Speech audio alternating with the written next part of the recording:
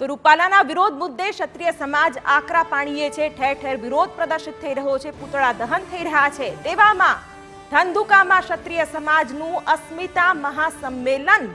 આ મહાસંમેલનમાં રૂપાલાના વિરોધને લઈને આ મહાસંમેલન બોલાવવામાં આવ્યું છે। મહાસંમેલનમાં ક્ષત્રિય સમાજના તમામ સંગઠનો જોડાયા છે। આ દ્રશ્યો પણ અમે આપને બતાવી રહ્યા છીએ। મોટી સંખ્યામાં ક્ષત્રિયો તેમજ રાજપૂતોની અહીં હાજરી છે। ભાવનગર, સુરેન્દ્રનગર, જામનગરમાં સંમેલન યોજાયા હતા અને હવે ધંધુકામાં આ મહાસંમેલન યોજાયું છે। નામ આપવામાં આવ્યું છે ક્ષત્રિયોનું અસ્મિતા મહાસંમેલન। ત્યારે આ દ્રશ્યો જોઈ શકાય છે, જેમાં મોટી સંખ્યામાં ક્ષત્રિય સમાજના લોકો અહીં હાજર છે। ક્ષત્રિયાણીઓ પણ અહીં જોવા મળી રહી છે। તો નિવેદનનો વિવાદ તૂલ પકડી રહ્યો છે અને તેની વચ્ચે એક બાદ એક સંમેલનો રાજ્યભરમાં થઈ રહ્યા છે। ત્યારે રાજકોટમાં ઉમેદવાર બદલવાની માંગ સાથે ક્ષત્રિય સમાજ કેટલાય દિવસથી વિરોધ કરી રહ્યો છે અને એક વિવાદિત નિવેદન રૂપાલાને કેટલું ભારે પડી રહ્યું છે તે આ વિરોધો પરથી જ સ્પષ્ટ થઈ રહ્યું છે। રાજકોટમાં રેલી કરી અને ત્યારબાદ ધંધુકામાં હવે અસ્મિતા મહાસંમેલન સાથે ક્ષત્રિયો પોતાના વિરોધને વધુ બુલંદ કરવાના મૂડમાં હોય તેમ ચોક્કસ દેખાઈ રહ્યું છે। ત્યારે ચૂંટણીઓને હવે ગણતરીના દિવસ બાકી છે અને તેની વચ્ચે આ વિરોધને કેવી રીતે શાંત કરવો તે પણ ભાજપ માટે એક મોટી મથામણ બની ગયું છે। આજે પણ ભાજપ એક્શન મોડમાં દેખાયો અને ક્ષત્રિય આગેવાનો સાથે બેઠક પણ કરી। ભાજપના ક્ષત્રિય આગેવાનો સાથે બેઠકમાં આગામી દિવસોમાં વિરોધને કઈ રીતે ખાળવો તે વિશે ચર્ચા મહત્વની રહી। ત્યારે ક્ષત્રિયોનું આ મહાસંમેલન, જેમાં કોણ કોણ હાજર રહેશે તે પણ અમે આપને દર્શાવી રહ્યા છીએ। ક્ષત્રિય સમાજનું વિશાળ સંમેલન રાજકોટમાં પણ યોજાશે।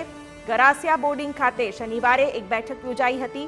ક્ષત્રિય સમાજની કોર કમિટીની બેઠકમાં મહત્વપૂર્ણ નિર્ણય પણ કરવામાં આવ્યો છે। વિરોધને કઈ દિશા આપવી તે વિશે પણ વાત કરવામાં આવી છે। રાજકોટ બેઠક ઉપર 400થી વધુ ઉમેદવારી પત્રો ભરાશે તેવો પણ નિર્ણય ક્યાંક સામે આવ્યો હતો। ટિકિટ રદ ન થાય તો અપક્ષ ઉમેદવારી નોંધાવવાની પણ ક્ષત્રિય સમાજે વાત ઉચ્ચારી છે અને ગુપ્ત રણનીતિઓ પણ ઘડાઈ રહી છે કે કઈ રીતે આ વિરોધને વધુ બળવત્તર બનાવવામાં આવે। ધંધુકામાં ક્ષત્રિય સમાજનું અસ્મિતા મહાસંમેલન, જેના આ દ્રશ્યો પણ આપને ટીવી સ્ક્રીન પર અમે દર્શાવી રહ્યા છીએ। અંદાજે 5000થી વધુ ક્ષત્રિયો સંમેલનમાં હાજર છે।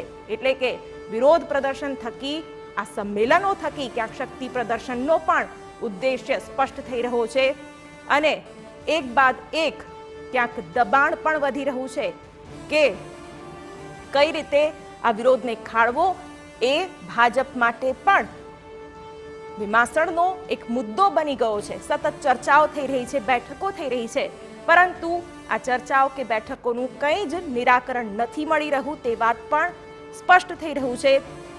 ક્ષત્રિય સમાજ ટસનો મસ થવા તૈયાર નથી। સતત વિરોધ થઈ રહ્યો છે અને હવે આ વિરોધ કોઈ એક જગ્યા પૂરતો નથી, પરંતુ રાજ્યભરમાં અલગ અલગ જિલ્લાઓમાં વિરોધ સામે આવી રહ્યો છે અને એ પણ ઉગ્ર વિરોધ। એક જ માંગ કે રાજકોટથી પરસોત્તમ રૂપાલાની ઉમેદવારી રદ કરવામાં આવે।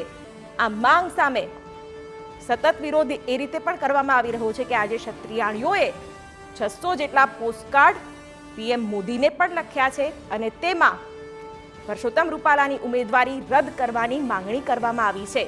ત્યારે આવનારા દિવસોમાં પરસોત્તમ રૂપાલાનું ભવિષ્ય શું એ પણ એક સવાલ ચર્ચાઈ રહ્યો છે, કારણ કે રાજકોટ બેઠક મહત્વપૂર્ણ બેઠક સૌરાષ્ટ્રની અને ત્યાં પરસોત્તમ રૂપાલા જેવા વગદાર નેતા, દિગ્ગજ નેતાની જો ટિકિટ રદ કરવામાં આવે તો ભાજપ માટે પણ એ ખૂબ ચર્ચાનો વિષય બની જશે।